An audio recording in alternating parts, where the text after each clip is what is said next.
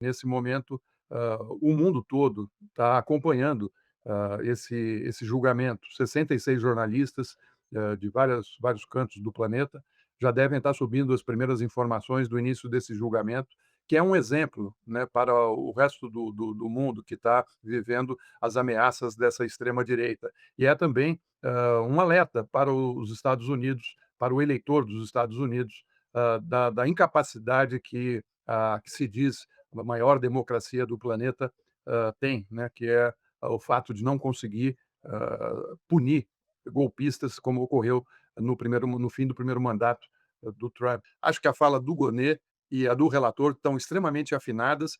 Houve uma fala do Gonê, hã, contando é quase um livro, sabe. Eu fiquei pensando nisso, pegar aquelas informações, você compõe até uma série para televisão, do passo a passo, né. Ele vai lá no início do mandato do Bolsonaro, ele fala das manifestações que ocorreram na Avenida Paulista, a ameaça que ele fez, contra o Supremo, contra o ministro Alexandre de Moraes, fala da minuta do golpe, né, fala do projeto de prender e, matar o presidente, o vice-presidente, e pontua muito bem que todo aquele, fim do ano de 2022, estava em curso a tentativa de golpe. Hum. Os ataques ao prédio da Polícia Federal em Brasília, a baderna que foi realizada naqueles dias, né, com incêndio de ônibus, carros, a bomba que foi colocada na frente do aeroporto de Brasília, aquele clima, né, para incentivar os golpistas que estavam acampados, né, Uhum. hã, chegasse ao 8 de janeiro. Como disse o Florestan, parte do mundo acompanhando esse julgamento histórico, que, segundo o Alexandre de Moraes, visa pôr par de cal em qualquer próxima, tentativa golpista, exatamente porque os golpes acontecem quando não há punição. Isso aí ele deixou muito claro, o relator, Alexandre de Moraes, ele disse 2 coisas para mim que foram fundamentais. Primeiro, ele disse que, a punição evita a impunidade futura, né, e segundo, ele fez uma defesa da soberania, mandando aí um recado, também aos Estados Unidos de que a nossa soberania não será vilipendiada. Com relação ao relatório do a acusação do Boné Boneco, Florestan, eu pensei exatamente o que você pensou.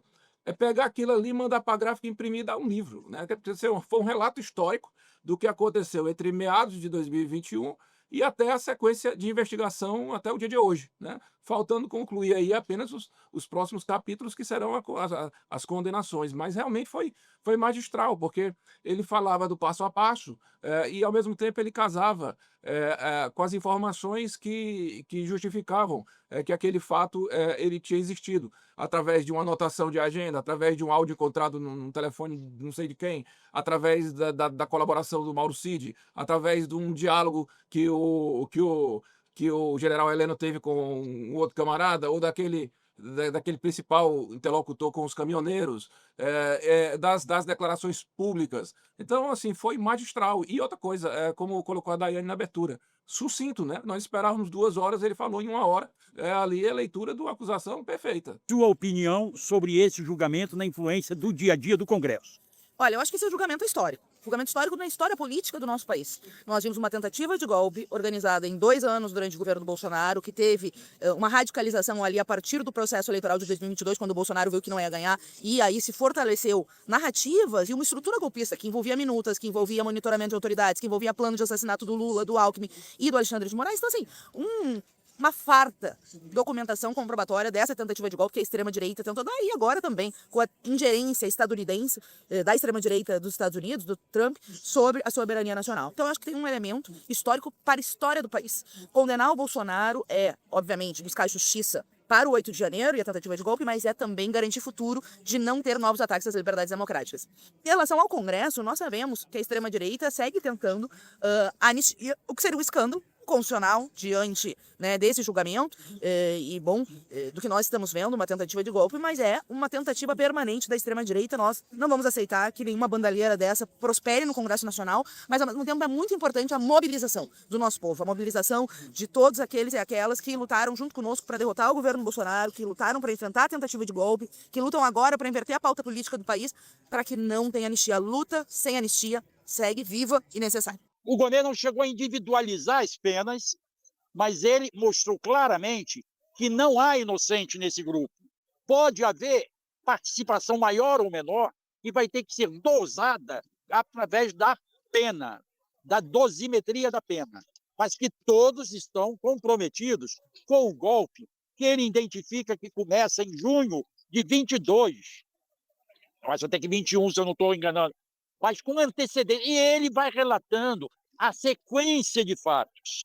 Todos os fatos que vão engrossando o caldo para levar a população a acreditar que o resultado das urnas não deveria ser seguido, Lula não deu vencedor, não deveria assumir e que Bolsonaro deveria permanecer. Ele rebate as acusações, ele deixa claro que não há pessoa inocente nesse grupo, não, ele rebate, inclusive, a defesa do Paulo Sérgio Nogueira, que tinha me impressionado, porque o Paulo Sérgio Nogueira apresentou nas alegações finais declarações do Mauro Cid, do ex-comandante do Exército, Freire Gomes, do ex-comandante da Aeronáutica, alegando que ele, Paulo Sérgio, não pregou o golpe. Mas, para o Gonê e para também o Alexandre de Moraes, todos estão envolvidos. Sobre o Mauro Cid, eu não sei se vocês repararam, uma frase do Gonê de que ele reconheceu a delação do Mauro Cid, ele sabe que as maiores descobertas foram feitas pela Polícia Federal, mas que a delação do Mauro Cid serviu para aprofundar essas provas. Agora, ele diz assim, o que não se pode aceitar é que alguém que fez a delação venha querer dizer nas alegações finais que é inocente, que não tem culpa nenhuma. Aí ele até cunha a seguinte expressão, não existe testemunha premiada.